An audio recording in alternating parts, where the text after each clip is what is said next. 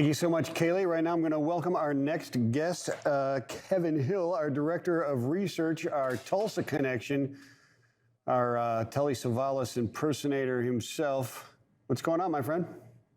Who loves you, baby? Who loves you? Who loves you, baby? Exactly, my friend. Exactly. So what's going on, my brother? Let's talk about, you got a couple of interesting topics that are going on here. Is there more to the Slync saga that's going on here, my friend?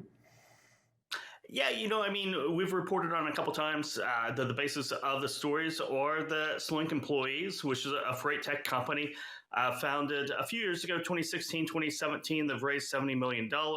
Lead investor is Goldman Sachs. But for the last, I believe, 10 weeks, maybe 12 now, employees, certainly U.S.-based employees, have not been getting their paychecks. So there's a lot of back pay involved in that. And it's not simply that they've run out of runway, right? That they haven't burned their cash, maybe. Wow. That's kind of up in the air, but no one really knows the true cause of why this is, right? There's a lot of red flags around with the management and co-founders, but no exact answers. Yeah, go ahead. Sorry, Kevin. Good morning. Thank you for joining us. This is interesting, and as you mentioned, it's been kind of a saga that we've been talking about for a while. We've got employees coming forward to us here at Freeways and saying, hey, this is going on, but we've got no talk from upper-level management other than just internal memos of them saying, you know what, sorry, we weren't liquid enough to pay you for the last month. We promised we're going to take care of it.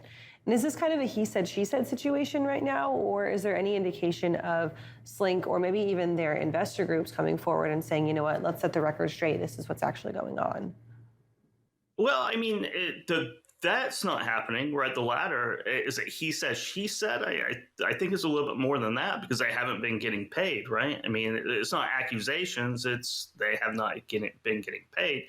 And when you kind of start peeling back that onion of why, you see a lot of things that, make you scratch your head. They really don't make sense in a lot of ways. I mean, you have co-founders and, you have CEO Chris Kirschner, who is, buying a lot of things, trying to buy an English Football League team.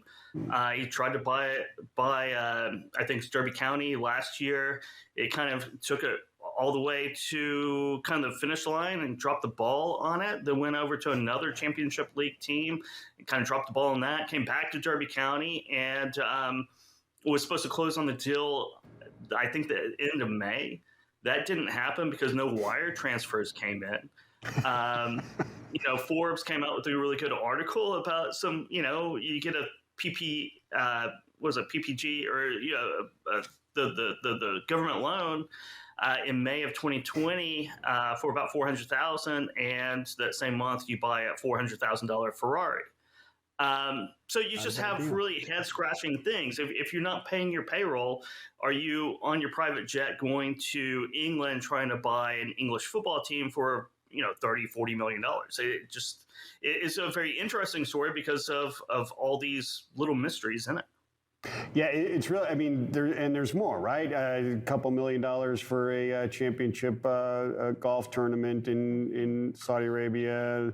Yeah, I think $800,000 for the Dallas you raised Stars. $70 million, right? Yeah. Dallas Stars, they're not getting paid. But yeah, Omega Omega Watch, right? You used to sponsor a golf tournament in Dubai, which Forbes pegs around, let's say, $7-8 million a year for that sponsorship. Right. You've agreed to do it for 5 years. If you do the math on that, it's $35-40 million of commitments of marketing in Dubai. You've raised $70 million. There's allegations in the Forbes articles too of the CEO using fake financials, right?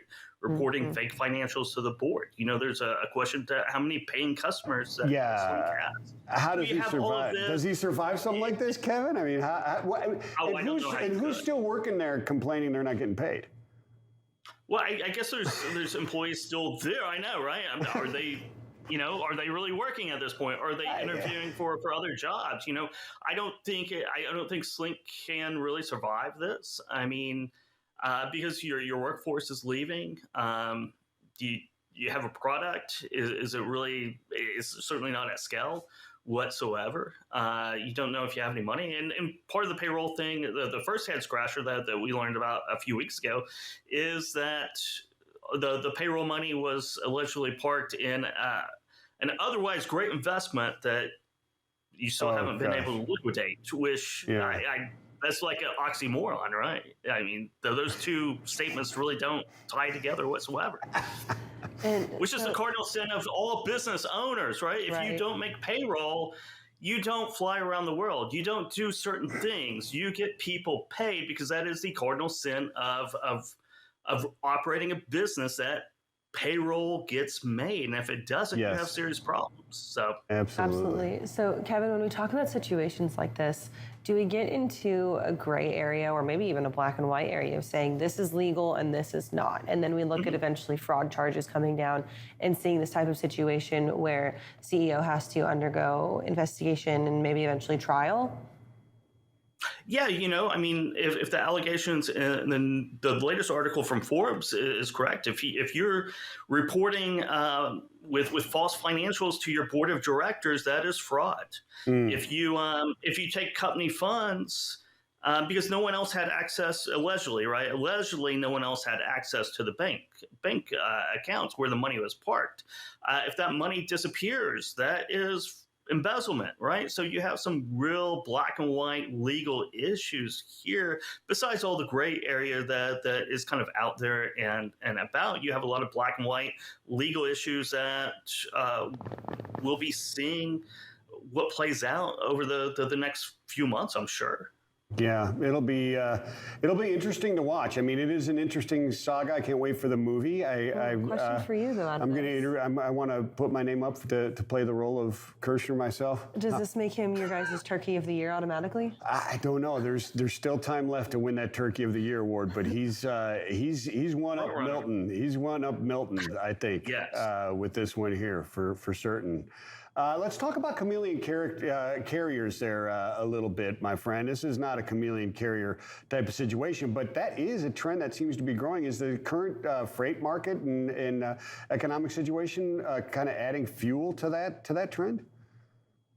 I think it is. I think, the FMCSA, we can talk about a lot of different things, but the FMCSA, it kind of, the rules that are in place right now kind of encourages carriers to become chameleon carriers, if that makes sense, right? I mean, you can always just open up a new MC number, kind of move some assets around, and that is something that is, I mean, it's not smiled upon, it's kind of frowned upon, but it's very legal to do right now. So I think part of, you have this, and then you have double brokering, right? Which is kind of the same thing as chameleon carriers in a lot of ways, because it's very easy.